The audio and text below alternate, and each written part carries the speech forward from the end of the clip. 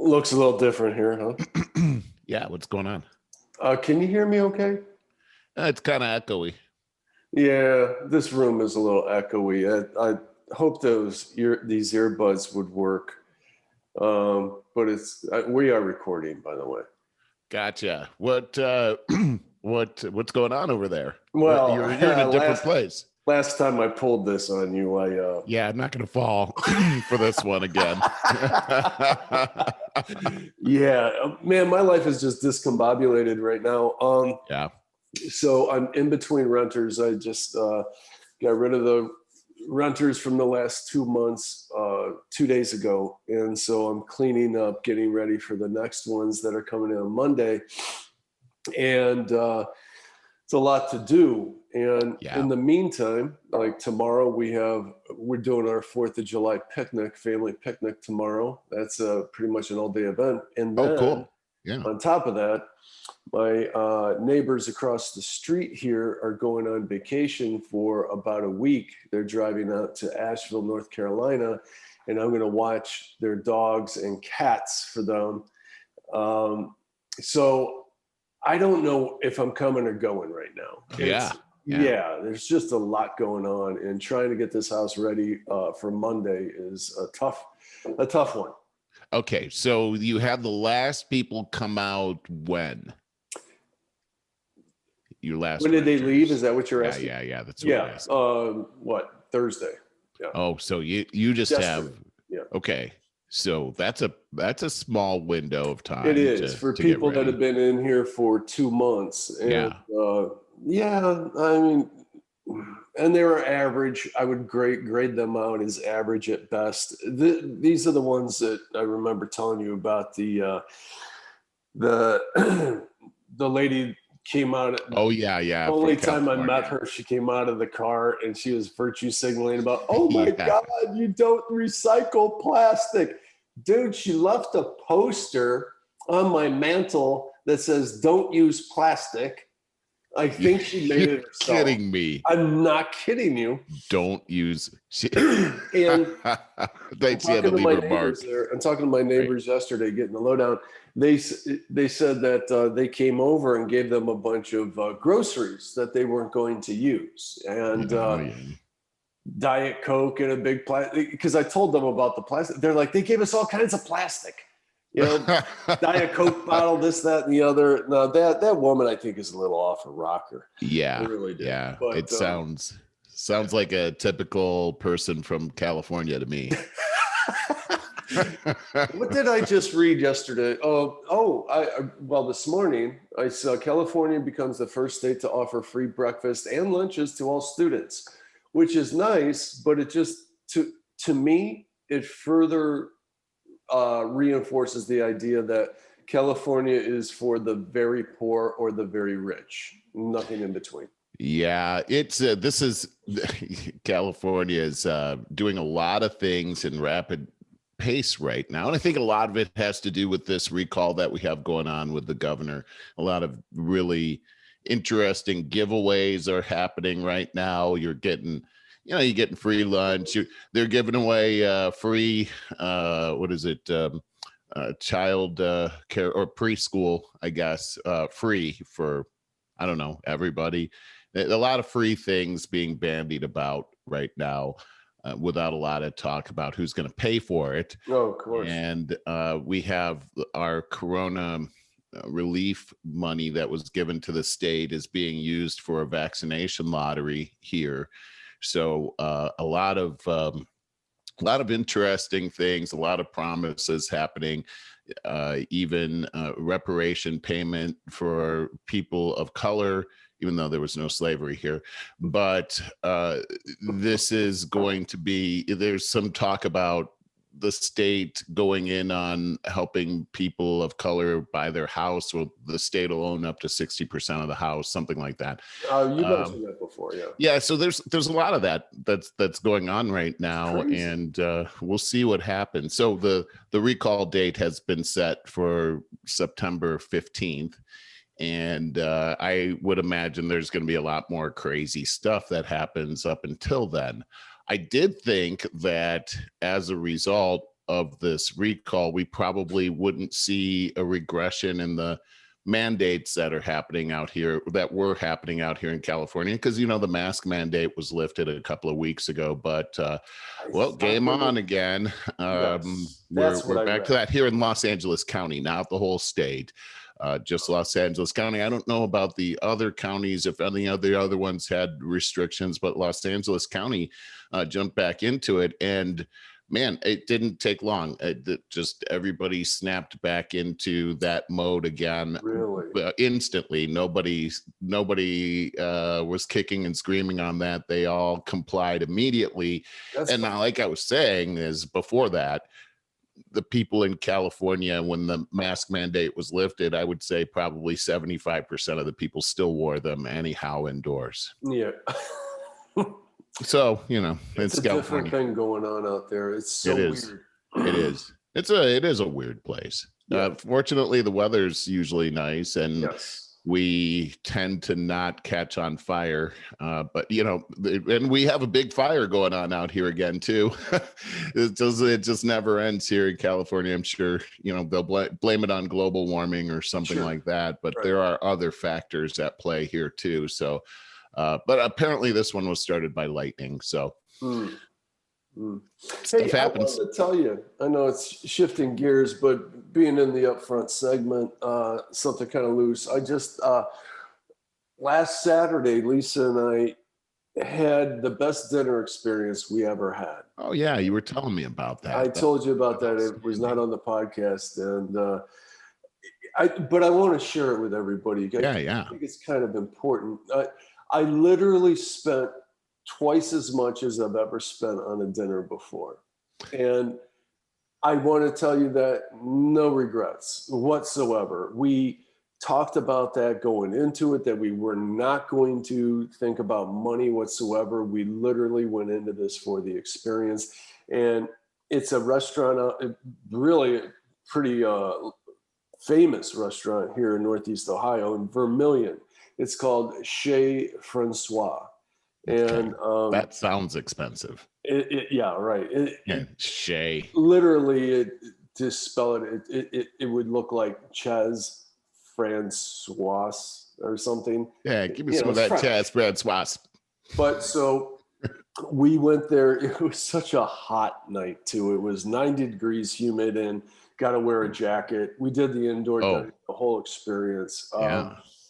I'm telling you, man, it's so personalized. Like, they really wait on you. It's not like you get your appetizer, then you wonder where your dinner is or anything like that. It's freaking personalized. And our waitress, or if you want to call her that, host, was this woman. She was just her personality was so great. Everybody there is absolutely very highly trained, experienced. And I mean, she's like, look, I got to give you just a cup of the lobster bisque to split.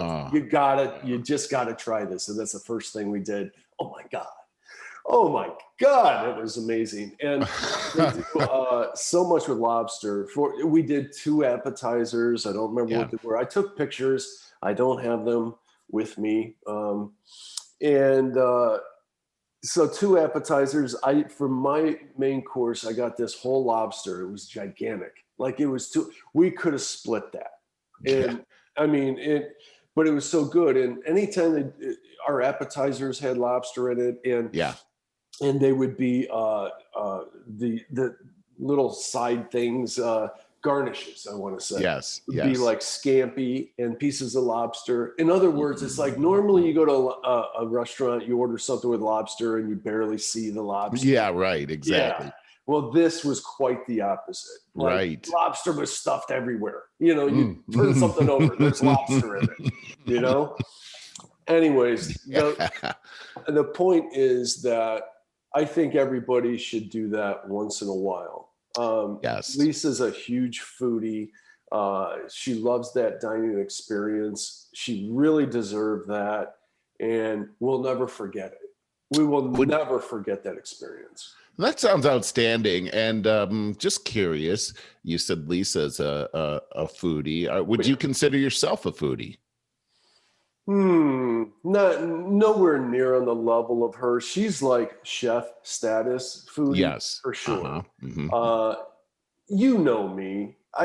The average person would consider me a foodie, but foodies wouldn't consider me a foodie. I got Yeah. what you're saying now. Yeah. So what I was just asking, because you were saying that this was an enjoyable experience and Lisa's a foodie, but this isn't just for foodies. It's for people that normal people that just have that normal thing going on.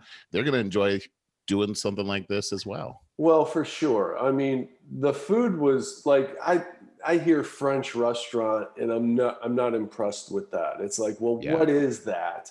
And I've only been to a French restaurant a couple times that I can remember, and they weren't memorable experiences. Like this was. I guess if I were to describe the French food is just we decided to go the seafood route. There is steak. It's just a high attention to detail. It's perfection. Yes, and you always see that in movies and stuff where they go to the high class French restaurant. They hand you the menu and it's all in French. Right. And the guy, I don't know, and it's very uncomfortable, and the guy's trying to read it, and he finally says, I'll have the escargot and some of those horse divers. Well, was it like that for you? Or no, because of course Lisa went online and figured out everything we were going to eat before we even went there. Oh, that takes some of the pressure off. It takes the pressure off, but what was even better is our I hate to even say waitress. She was more of a hostess. She literally took care of us. And her partner. There's like two people together taking care of you. Wow. By the way, I tipped them $60. That's okay. To put it in. I'm figuring out how much you spent there. That was a good meal you got there. Yeah. So she went through the specials and recommendations, a lot of great conversation going back and forth, especially with Lisa talking about the food. And basically Lisa got reinforced, like what she already picked out beforehand online. The hostess was recommending, like, she's like, wow, you dialed it in. And then she's like I said, giving us stuff like the lobster bisque in between. There's all these little in between things that How did you feel at the end of the meal? Were you satisfied? Were you overfull? How did you feel? That's a really good question, because there's nothing that makes me more angry. Like a year or so ago, we went to Fahrenheit, high-end restaurant in Tremont, had a expensive meal. I had to go get a piece of pizza at Edison's afterwards. After spending like nearly $200 on that. That makes you angry. Right. So I don't like that kind of thing. This was absolutely not like that. Like I said, that lobster was so huge. But we also did 2 appetizers, a salad, all these little in-between things. So no, I was very satisfied. Now, I will also say that I wasn't stuffed in that way that you feel stuffed when you eat a pizza or something. Yeah. Because it was all fresh, very fresh food. It wasn't heavy, it wasn't sugar. But I will say the dessert, their house, for which the French are known for. And I'm not a dessert person. I don't. Me neither. Neither is Lisa. I mean, our favorite dessert is tiramisu because it's not sweet. But we got the chocolate mousse. Yeah. Ooh. Oh my God. I love chocolate mousse.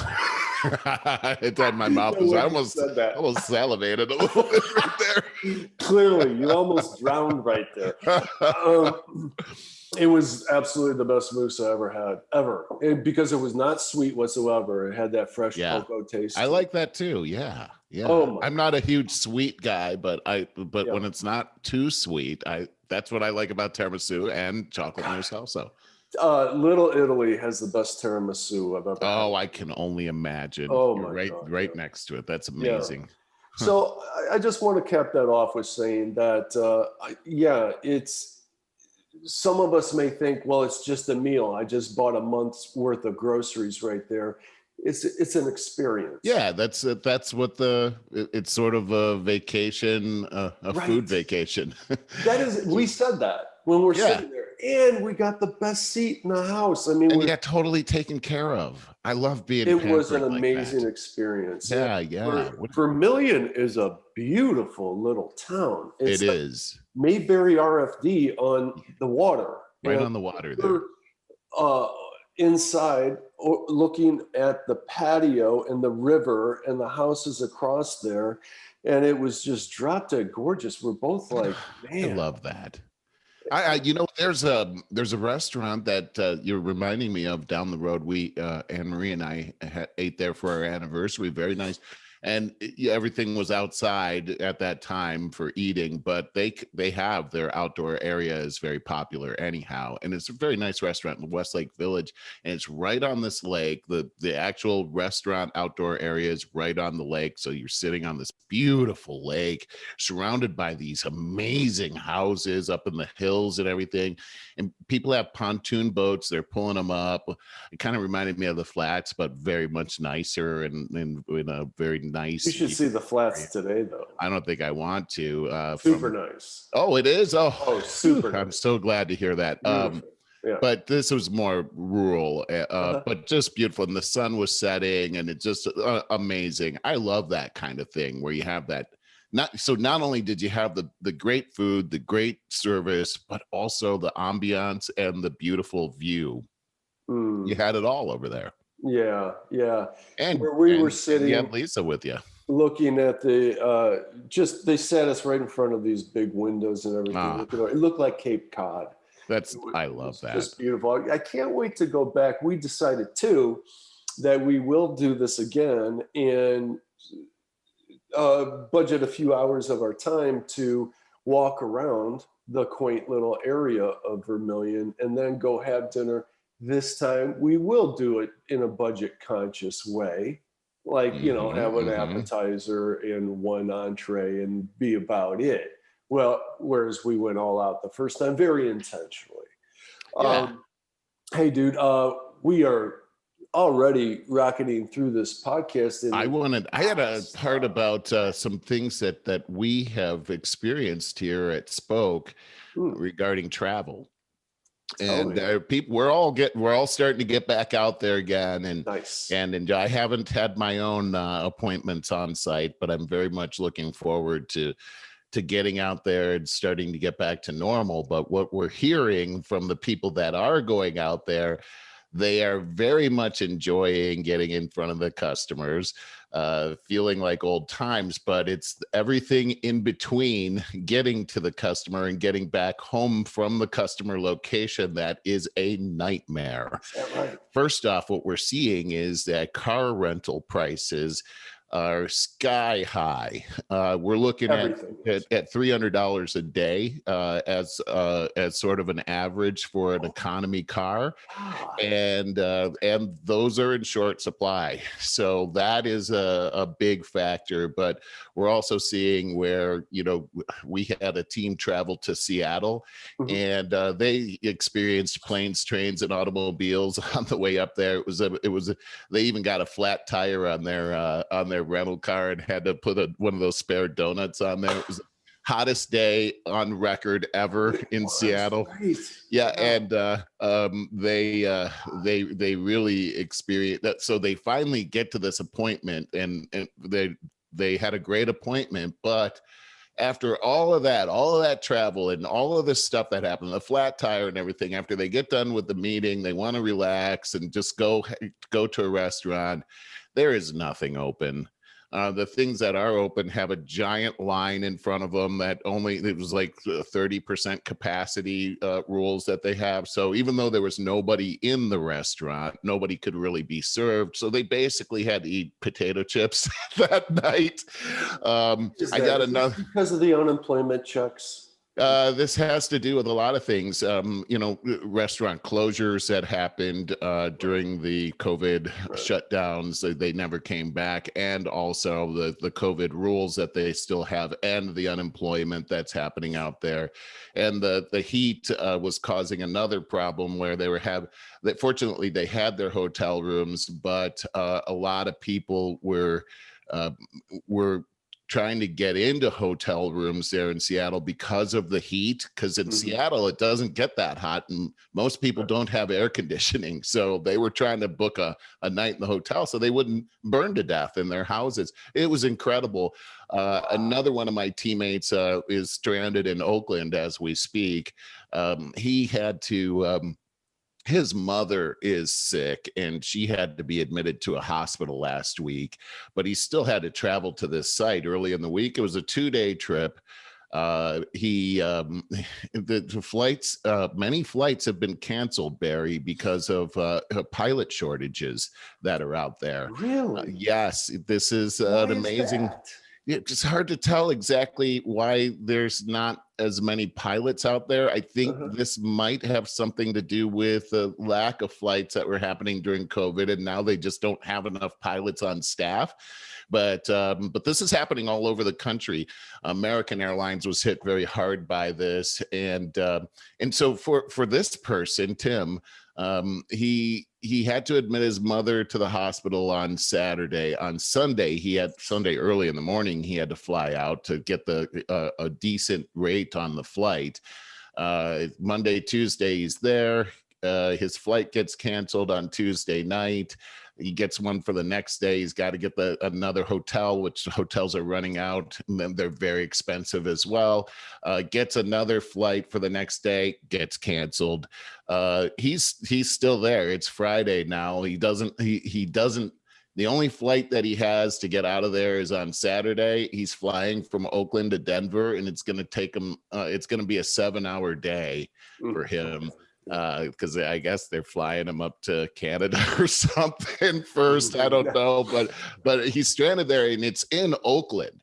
So he's in this hotel where he's actually afraid to leave the hotel room because of the violence that's happening on the street level below. Really? So and Oakland's out of control right now, just out of control. Hear that. Oh man, this whole state's, you go to any city in this state right now and it's dangerous, especially in the Bay Area right now. It is just it's like, as Trump said, an S-hole there. You know what I mean? It's just really bad. But all the different news sources that I look at, I'm not one for mainstream media, obviously. You're not going to hear anything about that on mainstream media, but I have not heard that. Oh yeah, it's a mess in that area. The homeless situation is completely out of control. They're even setting up camps in San Francisco downtown, where it's like the police are guarding the area. They're pumping all kinds of money into these tent cities and everything to try to keep the security. But the trash, the amount of trash, the amount of feces that's happening, needles on the street, the city is transformed into a third world country, really, that whole area. And he's trapped in that area. Meanwhile, his mother is sick. She's still in the hospital. She's on a respirator. He can't get home. You can't rent a car to get out of there. By the way, cars are super high. And why are cars so expensive right now? Because during the COVID crisis, the rental car companies were forced to liquidate their inventory. And so that's got a double effect happening right now, because as travel starts up again, there's not enough cars. Cars are very expensive to rent. The rental car companies are all scrambling to purchase new cars. Now we have a new car shortage in the country. There's no inventory for new cars, and it's driven up the price of new cars dramatically. So that's what we're seeing right now. We're seeing inflated prices for traveling as a result, lots of frustration. And if you're traveling during the 4th of July weekend, by the way, happy 4th of July, good luck. And God bless, because you're going to need it. Not to mention, what we've seen is over the last 6 months, this total increase in crazy people just overacting on the plane. I saw a few weeks ago where that one woman punched a flight attendant in the face and actually knocked some teeth out. Yeah, that was disgusting. There's so they've much had over 3,000 types of events like that since the beginning of the year and counting. So people have been just this whole isolation that's happened, and now people coming out it's also and not having their social. jobs and not being around other people, and people But the now that you get them divisiveness. together, oh sure, yeah, you get them all on social media. Mhm. Now they're all And jacked up. mainstream media. Yeah. Oh yeah, you're right. I mean, it's just it's toxic is what's really Totally. happening, and we're disgusting. seeing that all play out. And it's funny because we have violence in all of our cities has gone up exponentially, and it's interesting to see the blame that's going on about well, it's because of guns. Mhm. Well, guns don't just go off by themselves. There's No. something behind this, and it's not just gun violence that's gone up either. I mean, we're seeing assaults have gone up exponentially, rape has gone up exponentially, theft has gone up exponentially. So all crime it's a has social gone up. problem. And to It's be a myopic, social problem. to be myopic and look at it as a weapon of violence. No, there's violence that's happening because of exactly what you're saying. There is a social problem that's happening that it seems like leadership here in this country is not wanting to it. They're creating it and trying to turn a blind eye to it at the same time.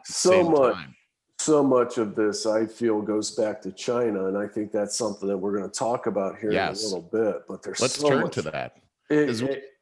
Yeah, and that's turned me on to something. Go ahead. I wanted to hear your rendition of. For some reason, I want to start with this one though. Okay. This is on the lighter side a little bit, but Bill Cosby got acquitted. Yes, he did. I don't think the right word is acquitted, but overturned. Hey, you know what? I want to try. Overturned. Tell me, now I can't. Well, you go ahead. Is it better now, or was it better before? Before. All right. You were way too active there. This room is apologies, but Bill Cosby. My audio fine now. Yeah, you're good. But Bill Cosby getting that conviction overturned just really fried my butt, to tell you the truth. It's I think a lot of people. I think everybody. And I don't know. It's just he assaulted so many women who have had no retribution, who felt so powerless because he was America's dad. And when they would tell people, they literally, it even goes back to, as far as Monica Lewinsky, it goes back further than that, but it's just a good representation. Monica Lewinsky was demonized by feminists because they were in Camp Clinton, Yeah. And the same kind of thing, in a way, happened with Cosby. Like, nobody wanted to believe them. And it wasn't until that comedian, who's only known for outing Cosby, and I think it was 2015 or so, he part of his act, he made mention of, everybody knows Cosby's a rapist, and that spurred all of these women to come out. But after the what do you call that? Statute of limitations. Statute of limitations, correct. Yes. And so he could only get convicted on the one case. And I forget, why did they overturn that? Do you recall? Yeah. I felt the same way, Barry. I was like, what just happened? How could that happen? That's I had to really look into it and figure it out. But, I remember now. Yeah. I think the big problem here that sort of the heart of the problem has to do with this whole statute of limitations. And I got to tell you, I'm not really sure what the answer to this whole thing is, because, the statute of limitations is important, right? I mean, you can't just 80 years from now say, well, something happened 80 years ago and go get that guy. There's something unjust about that. But when you look at a celebrity like Bill Cosby, who, if you were to say something negative about him during his heyday, you're going to be thrown under the bus. I mean, any woman that would come out against Bill Cosby when he was America's dad is going to be ostracized. And so, of course, they're not going to want all that kind of exposure and heat, right? So they didn't say anything. And that was to the detriment of this whole turnout on the case. So here's what happened, Barry, is that the attorney that was trying to prosecute Bill Cosby for some of this activity early in the 2000s realized that he was getting nowhere with the court case whatsoever. There was nothing that they could get on Bill Cosby. So he decided that the only way to get evidence out there that would convict Bill Cosby in a civil court would be to give him some type of an immunity to be able to speak about what actually happened with this one particular case. So the case wasn't about all these other women. It was about this one particular woman. It's the only one that was within the I think it was in 2005 or something like that. I remember this, So he figured, and I saw him interviewed, he figured that if we can't get him on a criminal case, we can get him on a civil case. So in a civil case, you're not going to go to jail. You're going to get sued. Remember the O.J. Simpson trial? He had a criminal case. He had a civil case. He got off on the criminal case. He got buried on the civil case. He's probably still paying. Anyway, so that was the strategy. So many years later, and I think this comedian had something to do with stirring that whole thing up, this other prosecutor decides, let's go after Bill Cosby on a criminal case. The problem is that there had already been an agreement, a decision that he had been released from being prosecuted on a criminal case. So that's what happened. If I recall, it was something like this woman's testimony was she made a deal something years ago in those other cases that now his lawyers today found that they could overturn it because of that deal that they made all those years, but they couldn't use that testimony. I was watching the attorney. Justice was not served, but hold on. It appears that way. We have to be careful on this because as the attorney that had made the so-called deal, he said, this is not a deal. Because a deal would involve, I made a deal with the plaintiff, I made a deal with the accused. That's not what he said. He said, I made a decision, and the decision was to open this up so that he could not be protected by the Fifth Amendment, so that he couldn't, protection from incriminating yourself, because we're not going to prosecute you for this.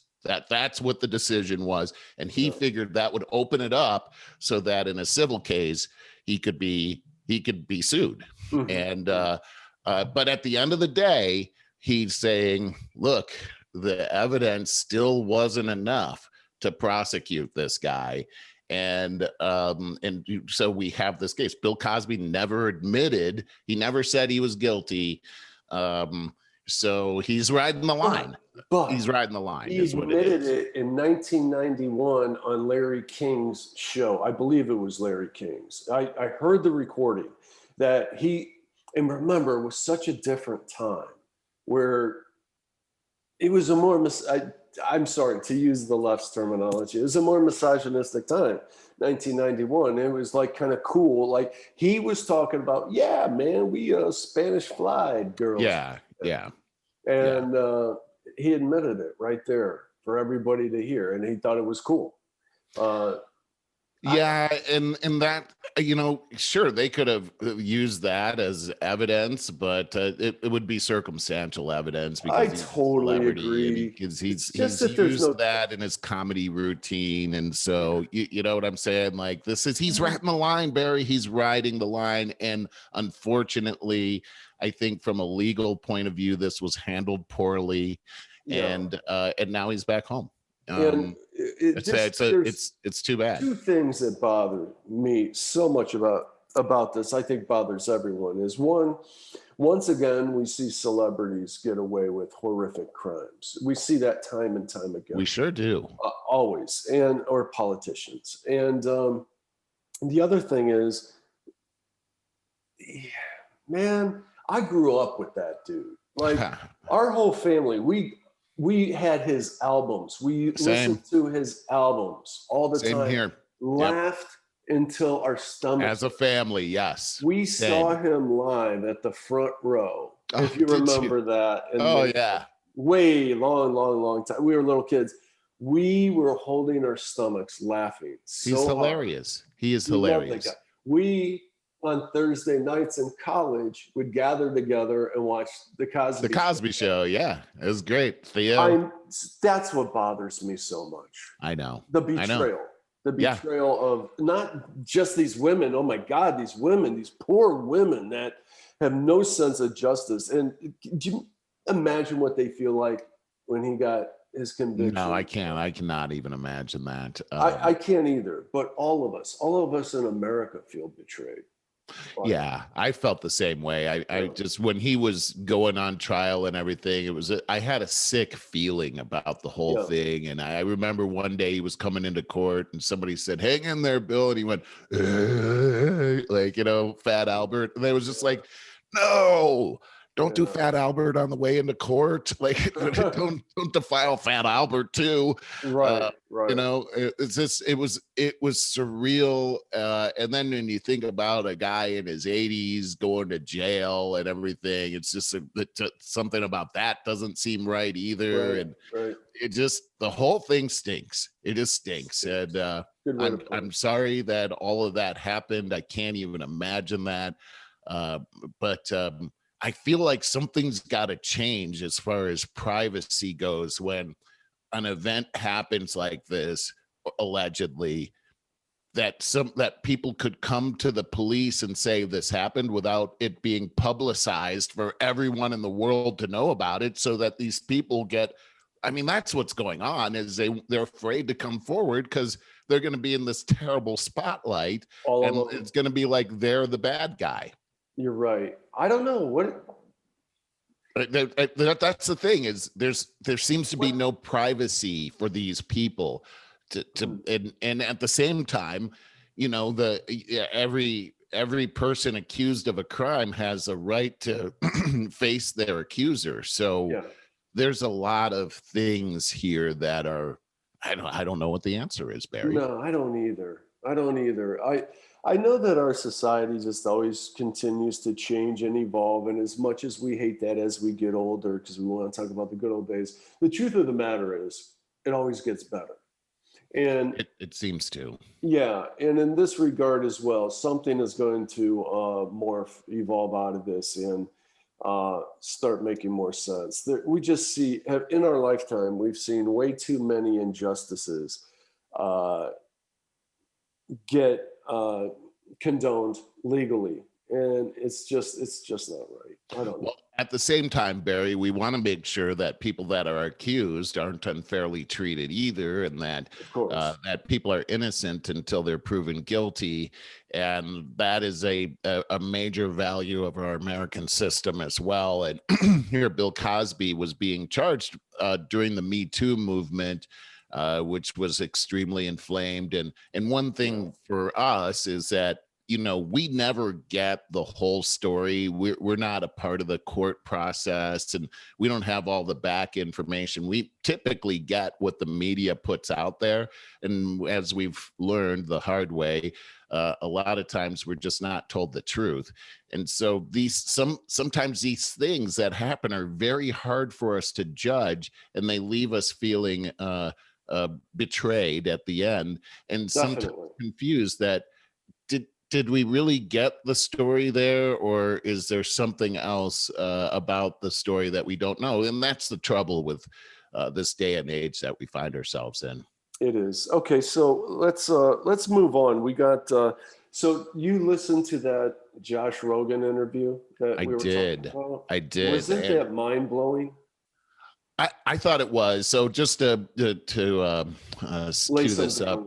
Yeah, so Josh Rogin, he's a columnist for the Washington Post, and he does really foreign relations and national security. That's really what he focuses on. And he had a 3-hour podcast on the Joe Rogan show. See, I was going to get confused there. No relation, by the way. No relation, right? And but this guy has been behind the scenes in a lot of stuff. And the first thing and he's talking about, he just wrote a book, and it's I forgot the name of the book, Chaos Under Heaven. That's the name of the book. Yes. And he's really talking about this relationship between the United States and China. And he goes on for about 2.5 hours, and he starts to peel back the onion. I guess that would be a good way of saying what he's doing. Boy, did he. There's so many different layers of this relationship that we have with China, and it really took that whole 2.5 hours of peeling back the onion to really get. It was as if the curtain were opening slowly so that we could see this full picture of what's happening in China. The details in order to make the main point, and nobody's been able to do that. Well, this is the thing about China, is that it is so complex, and I've been talking about this as well with you on the show, Barry. I read a book here. I'm just going to try to pull it up, but the fact of the matter is, when you try to talk to people about what's going on in China, there's so much that's going on that it's really hard to communicate the seriousness of what's going on, and the diabolical nature of what's going on. I read this book called Stealth War by Robert Spalding, the how China took America's elite, and Barry, Josh Rogin is saying exactly what this author, Robert Spalding, is saying. I mean, verbatim. Of course, they have it's interesting because Josh Rogin is clearly does not like Donald Trump, thinks he's a moron. But this is actually a nonpartisan issue. He's impressingly nonpartisan. He really tries very hard to stay that way. He gives Trump a lot of kudos to a lot of things he did, and he clearly doesn't like them. Well, he clearly thinks he's a moron. So I think I have to say that when he would talk about Trump like that, he was borderline stealing some of his credibility, and then he would go right into, but this is what Trump did good, and this is what he did right. And so then it was like, okay, it seems like he's looking at this, even though he has that feeling, this is how he sees things. He's honest. He's very clearly looking at the situation with China. He did say that he felt that the Biden administration was doing a good job evaluating what the Trump administration did with China, and evaluating what works and what didn't. I don't know if I agree with that. However, I also have my own biases too that I have to weigh in on as well. But the main thing, keeping the main thing, I don't even know where to start with this, because it took him 2.5 hours to actually show the situation. But the thing that I am most concerned about, Barry, is the investment that the United States has made into China, and how we, the citizens, are unknowingly investing every day in this mafia-style government called the Chinese Communist Party. Correct. And we're doing it in ways where, for instance, our pension plans, our federal pension plans, and state pension are financing the Chinese. Many state pension plans are, and they're doing it through the bond market. And so we're investing in these bonds. in with our pension plans, and obviously it pays off because we've talked about this before. That the yen is the currency there in China. Well, they could just print as much yen as they want to. They can cook the books however they want to. There's no oversight whatsoever in what's going on in China. It's a closed economy. And so the bottom line is that what we're seeing is this is a giant Ponzi scheme that's happening over there. And we are so invested that in order to fix it, we could destroy our own way of life and our own economy. Well, okay. Now, there are some positives that the Biden administration is actually working on and incentivizing companies to not go overseas. And I mean, I was just hearing about that like yesterday or something. So I don't have anything written in my notes, but so that's important. The problem, though, is this, Barry, is that when supply, you see here, the China owns the supply chain right now. This is why we're seeing all of these things going up, right? Well, you can't just tell a company, hey, we're incenting you not to do business in China. When they're proposing a 15% tax on companies going overseas, something like that. The problem isn't, I mean, the incentive is great, but what they need to do is they need to set up manufacturing here in this country, and that takes money. And when you raise the corporate tax rates at the same time, right after you're coming out of this whole lockdown situation, companies don't have the capital to afford to hire new people and also invest in research and development and also invest in manufacturing. So we're really in a pickle here. I mean, I like that they're looking at this situation, but it's bigger than that at this point. And the fact is that we've already put most of that manufacturing in China, and they want to hold on to that with an iron fist. And they also want to steal our what's the word for our tech? IP. Yes, there you go. Intellectual property. Right. Yeah. So they have levers that they can pull to cause us not to be able to do the thing that we want, because they've got a stranglehold on us. And case in point, Josh Rogin talked about this. It was now I remember when he came out with this article, and it was about the United States diplomats that came into Beijing that had inspected the Wuhan lab back in 2017. And they were like, look, there are a ton of safety issues here, and nobody cared about it whatsoever.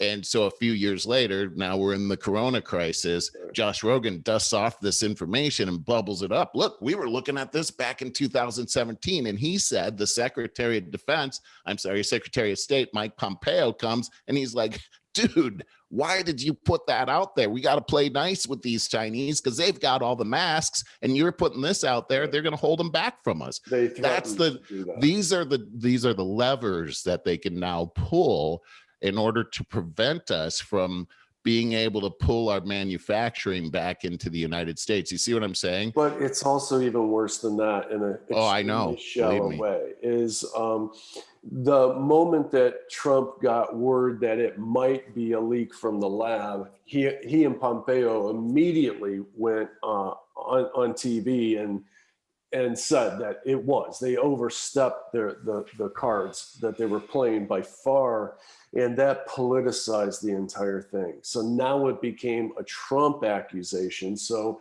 mainstream media, they had to go the opposite way. That's a shame. To the death. And so here you got, this is what Josh Rogin made a very good point of that moved me. He said, so like with the emotion behind it, he said, 4 million people died of coronavirus, but we won't investigate it because of the politics that Trump created around this. It's anti-Trump to say that it to go against the lab theory. Yeah, That's disgusting. I gotta That's say, disgusting. hold on. There's just one little thing I gotta disagree with is that I don't think that Trump created that by himself. I think so. Yeah, well, okay. I remember it. I remember it going down as it happened. Hold on. None of that would have happened had the media not been full force attacking Trump to begin with. That's my point. So we're saying if that Trump that's what I'm saying is, so they say the opposite. Yes. Yeah. So I'm saying that's not all Trump's fault. The media was complicit. I mean, come on. Agreed. That whole situation of Trump derangement syndrome made America a dangerous place to live. That's kind of what I'm saying. I can't. Well, that's not. I don't think that's all. Look, Trump. That's my point is that it's not one he overstepped in the beginning, but what I'm saying is, okay, I agree. 4 million people died as a result of this, and we can't unbiasedly take a good hard look at the truth because of the Trump derangement syndrome. I agree. I totally agree with you. You said it a little bit different last time, but I totally agree with what you're saying right now, and that's the problem, right?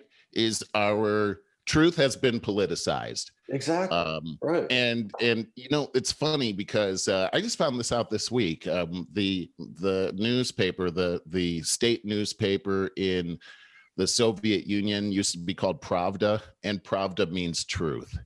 And so this is it, is that the truth has been compromised. And I think this is interesting, Barry. As we're talking about this Josh Rogin thing and what he had to say in this podcast, and by the way, I know you're going to put the link to this on our show notes, right? I want to encourage everybody to listen to this podcast. Just you would have to get an education to Spotify to get Rogan's podcast, but it's worth it. This was one of the most informing podcasts, 2.5, 3 hours that I've listened to in a very long time. And obviously I listen to a lot of really good ones that I do share, but this one was just so eye-opening on a number of levels. And the really threat that China poses to our country on an infinite number of very small ways is alarming. The way they've infiltrated our universities. We know that, we talk about it, but we almost talk about it like it's a conspiracy theory. And you're right, it lays out so many facts, and you have to listen to 2.5 hours of details in order to understand it. Well, you were talking about infiltrating the colleges, and this is an interesting thing. You talked about the Confucius schools that are linked up to our colleges, which is a way for students to learn Chinese, and for Chinese students, this is a sort of a place that's sort of like home for them. But the Chinese Communist Party is putting these into colleges in order to influence the direction, the political correctness, or the propaganda of the particular college. For instance, a Confucius site will stand against particular speakers coming to the college, and they're getting their way because of how much money they're injecting into these colleges. You know what, Barry? This really couples very well with the subject that Josh Rogin was talking about, and that is that this week is the 100th anniversary of the Chinese Communist Party. Oh boy, is the mainstream media giving them a big back rub. Which is really interesting when you take a look at the history. Use a different terminology. Yeah. When you take a look, I think I know what it is. When you take a look at the history of the Chinese Communist Party, it is full of terrible atrocities. Absolutely. The Epoch Times put out an article called "The CCP at 100 Years, a Century of Killing and Deceit," and it talks about all of these huge incidents, anti-Bolshevik League incidents that really started everything out, the Yan'an ratification movement, the land reform. These are all the Great Leap Forward. These are all phases in their history that caused millions of Chinese people to be killed. So let's get this straight. And enslaved. The Chinese people have been enslaved by the Chinese Communist Party. The the people that are most endangered by the Chinese Communist Party are the Chinese people. Absolutely. And during the 60s, after several failed programs that Mao Zedong ran, he started something called the Cultural Revolution. And I just want to read an excerpt from this article. I think this is pretty interesting. It goes very well with what Josh Rogin was talking about, because this is the same party. Mm-hmm. These are the same people. They have the same mentality. Mm-hmm. And so the Cultural Revolution started in the 60s. After the catastrophic failure of the Great Leap Forward, Mao, feeling that he was losing his grip on power, launched the Cultural Revolution in 1966 in an attempt to use the Chinese populace to reassert control over the CCP and country. Creating a cult personality, Mao aimed to, quote, crush those persons in authority who are taking the capitalist road, unquote, and strengthen his own ideologies according to an early directive. Over 10 years of mandated chaos, millions were killed or driven to suicide in state-sanctioned violence, while zealous young ideologues, the infamous Red Guard, traveled about the country destroying, denigrating China's traditions and heritage. It was a whole of society endeavor, with the party encouraging people from all walks of life to snitch on co-workers, neighbors, mm-hmm. friends, and even family members who were counter-revolutionaries, anyone with politically incorrect thoughts or behaviors. The victims, who included intellectuals, artists, CCP officials, and others deemed as class enemies, were subjected to ritual humiliation through, quote, struggle sessions, unquote. Public meetings where the victims were forced to admit their supposed crimes and endure physical and verbal abuse from the crowd before they were detained, tortured, and sent to the countryside for forced labors. I'm ending here with traditional Chinese culture and traditions were a direct target of Mao's campaign to exterminate the four olds: old customs, old culture, old habits, and old ideas. As a result, countless cultural relics, temples, historical buildings, statues, and books were destroyed. Boy, so much. And it goes on. Familiar, it is going through today. And additionally, he ingratiated himself into society on the back of feminism, that he was in his rise to power, that he was claiming that he was going to give equal rights to women. So many things that we see in our society today that sound good. That sounds good, right? There's nothing wrong with that, but they use it to control people, to manipulate people, to oppress people. Divide. The Red Army was made up of these young people, and Mao put out this little red book in order to instruct them in the ways of Maoism and, mm-hmm. and this terrible communist society that they had created. Very interestingly, very recently, Patrisse Cullors, the former leader of Black Lives Matter, was bragging about the Little Red Book and how she uses that for instruction in their organization, and how they have passed this book out to all of their members, and that they use that book as sort of a textbook. They're very excited about it. The fact of the matter, rationalize that.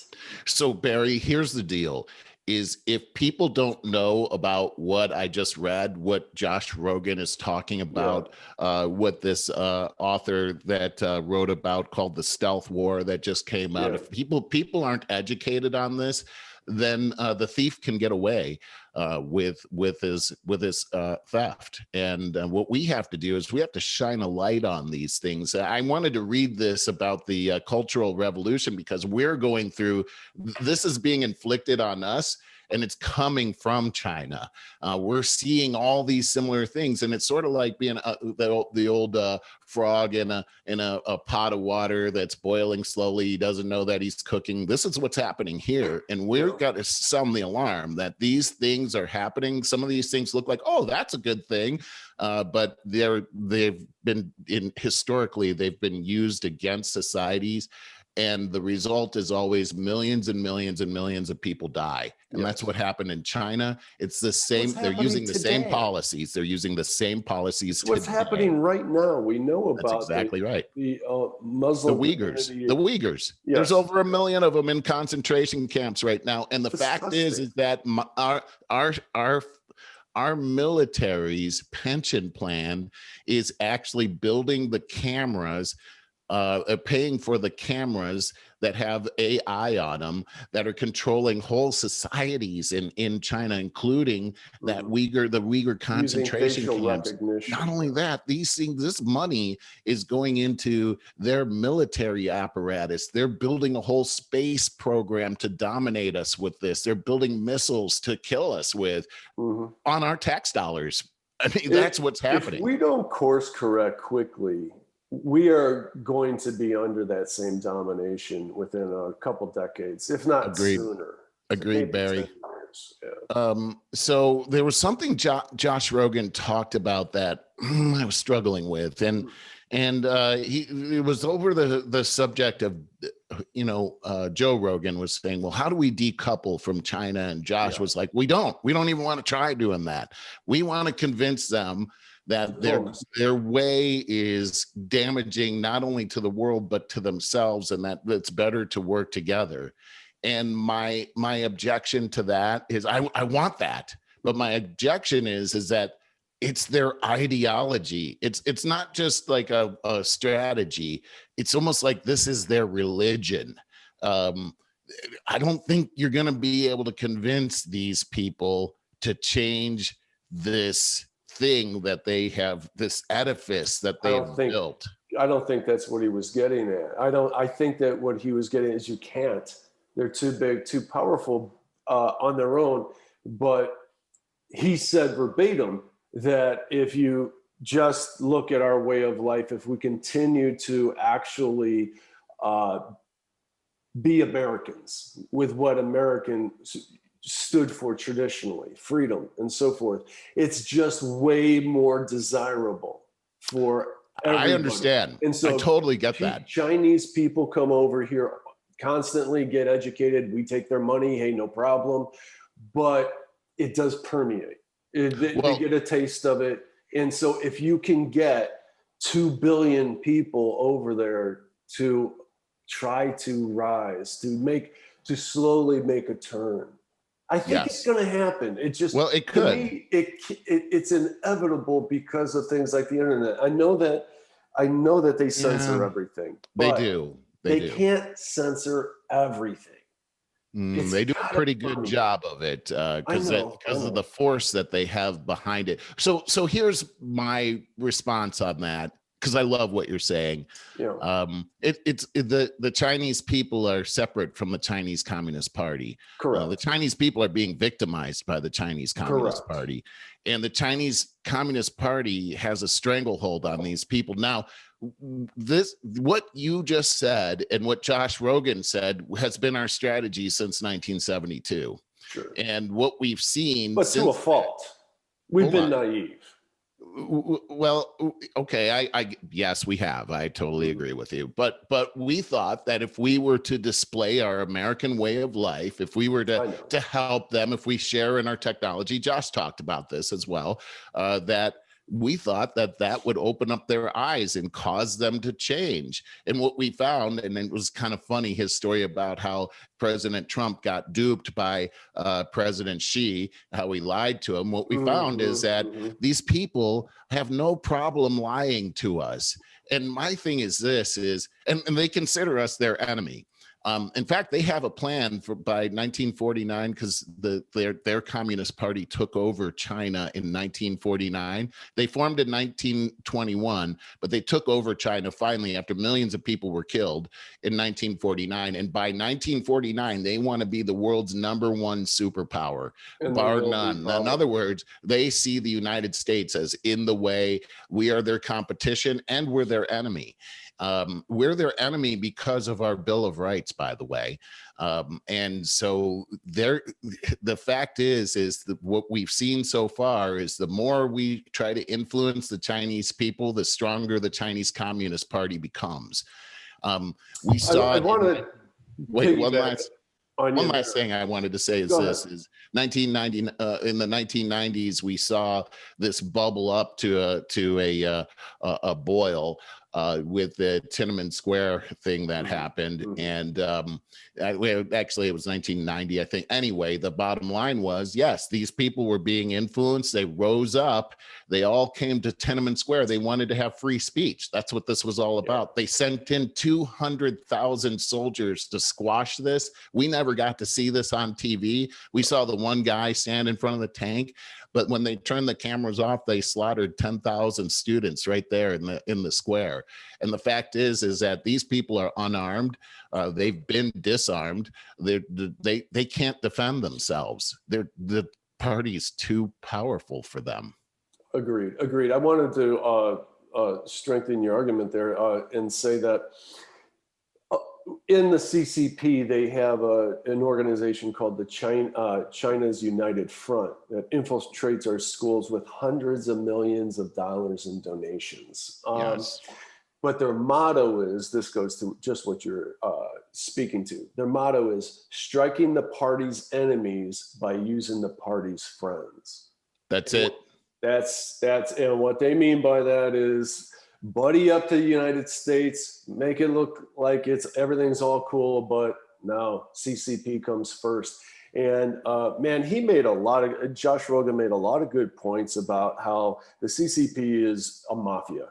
They off each other left and right. Yeah.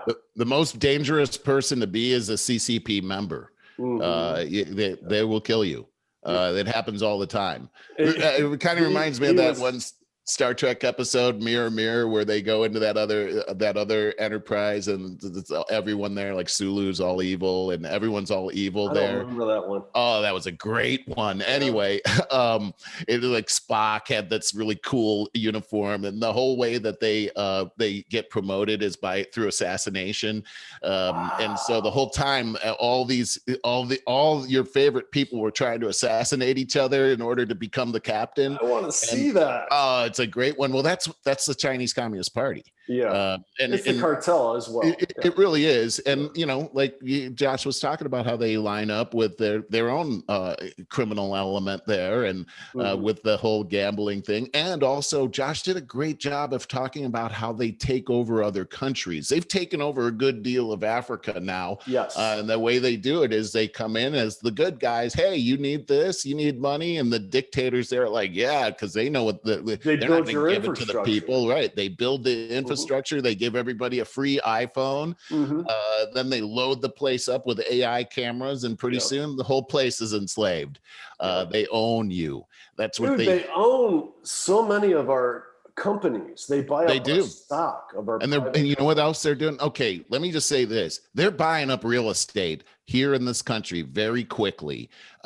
We're talking about how California has this mass exodus, and at the same time, California's housing prices are through the roof. They haven't not gone down; they're going up. How could that be? You look at these other states, houses are on the market for maybe an hour before they're bought up. The housing prices have gone up everywhere. What's happening too is that the Chinese are buying up property, and they're driving up our economy. Look, everything's more expensive than they were just 6 months ago now. Let's open up our eyes here. There's a serious thing that's going on right now, and there's a point you made, Barry, about all the little ways that China is attacking us, and that is a very intelligent statement, because they have something called unrestricted warfare. They actually wrote a book about it in the 90s, and unrestricted warfare is exactly what you just mentioned, is that they're attacking us in all of these different areas. Very small. And it's almost like if you're a dog, one tick isn't going to hurt you.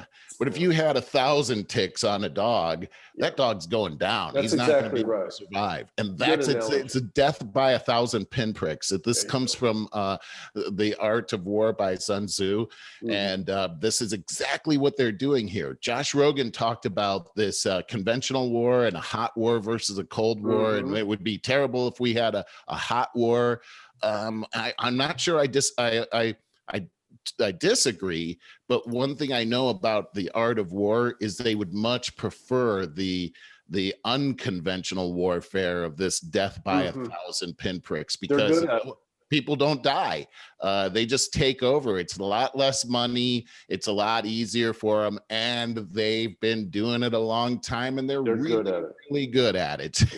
Yeah. So no, it's horrible. You know, when I was saying there several minutes ago about the mainstream media really giving the Chinese Communist Party a back rub, ABC News it's come under fire for exactly that, giving them a quote glowing profile.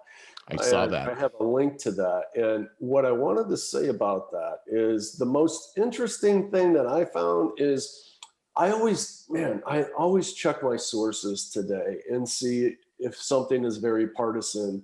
And so I tried searching it on Google, and got no matches whatsoever. Isn't that interesting? So I did what I do more and more often these days. I went to DuckDuckGo, which is they're completely nonpartisan. They don't track your searches, all of that. And I got 6 direct matches to the source. Google is so crooked, man.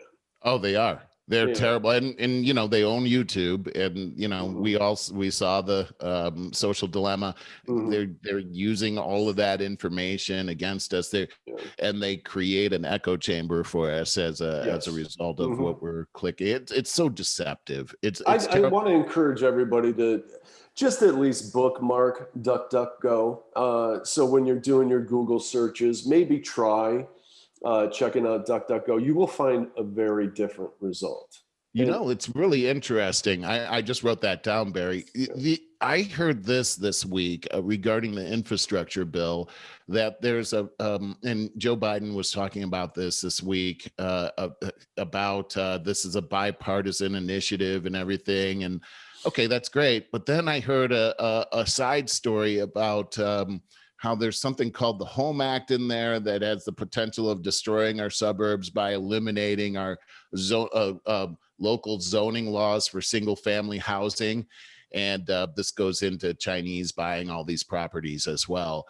But when I went to look it up on Google to get some information on it, guess what? There was no information on it. So it's, man, disturbing. It is disturbing, isn't it? Right, yes. Right. Hey, we got to lighten this thing up. Believe it or not, man. This time flew. Really. There's a lot to say about China, man. We get on that subject, and like you and I could go on for 3 hours. We got to continue to explore that. So on the lighter side, as light as this is, I think it was yesterday I saw this article. Did you know about that controlled detonation of illegal fireworks by the police in the middle of Los Angeles? So I saw the article come up. It was bad. So okay, I saw here's how it came up for me. It was 16 people injured as police seize cache of fireworks. So the way it sounded was whoever had these fireworks, they were negligent and they hurt themselves. But now what I think I'm hearing is that the police tried to blow up the stuff and they hurt themselves. They did. It's just they take the. I got to share the screen on this because you will see it. It's how do you even say that? So we have the law enforcement, especially in LA, that is so hyper vigilant, and they're just as dumb as the bad guys. You know. That's a good way of saying it. Yeah. Let's see. I wanted to share this. Show you the explosion itself. It's kind of on a loop right here. Do you see it? Yeah, I see your screen here. Let's see what happens here. What? This isn't the good one. There's one that shows the. Wait a second. Truck. Did that whole house just blow up? No, this isn't a good one though. This is. Holy. Okay. This is the truck right here. I saw here it is. This. Oh my gosh. This is it. Okay, this so is the it. truck. All right, let's see this. Oh no, I'm on an advertisement. Skip ad. Okay, got it. Okay. Watch so here this. we are. So they're filming. Watch this.